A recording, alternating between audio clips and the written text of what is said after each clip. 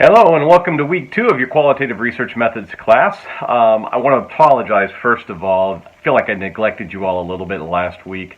I gave you your weekly video, sent you an email, gave you the discussion board item. Wanted you just kind of look around a little bit, but then I didn't really have a whole lot of contact with you the rest of the week. I apologize about that.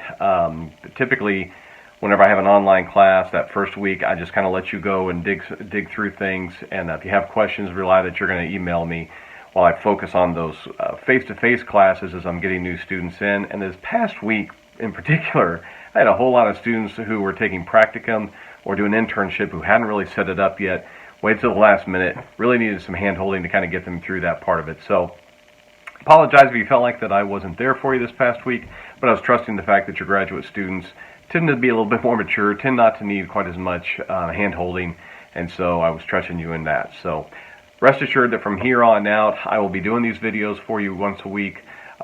You will have your weekly video as far as the class lecture for whatever we're discussing that week. You'll have your PowerPoint presentation. You'll have your readings. You'll have the assignments that I give you to go through things. But I'm always available if you have a question or a concern, either to pop by, shoot me an email, what have you. Okay? So with that, let's get into week 2. We're talking this week about the various interpretive frameworks from Chapter 2 from your textbook. We're also going to be talking about what is research, and more particularly, what is qualitative research. When we think about research, so often many people look at research and they think of surveys and experiments, and certainly those are different types of doing research, but that's more of a quantitative approach. It's just that's what we think about most because that's what we hear about most. However, in the social sciences and in the humanities, we have a tendency to want to dig a little bit deeper, maybe with a smaller group, but to really get to the nuts and bolts of why they communicate the way they do, why their culture is developed the way it is, why they function a certain way or behave or react a certain way.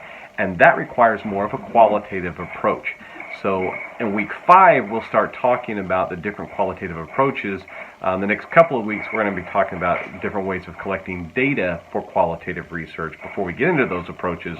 But for this week, I want to talk about those different interpretive frameworks.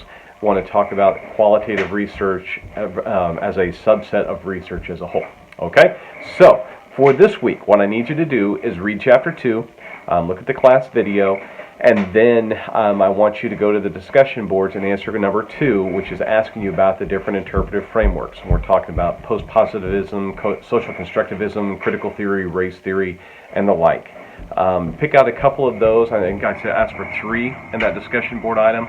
Pick out 3 of those that really speak to you, and then in your own words, explain what they are, explain what the framework is, how it works, and how it affects us as far as society, and how we might research those. Okay? Again, if you have any questions, shoot me an email, come see me, give me a call, and we'll talk to you soon. Have a great week.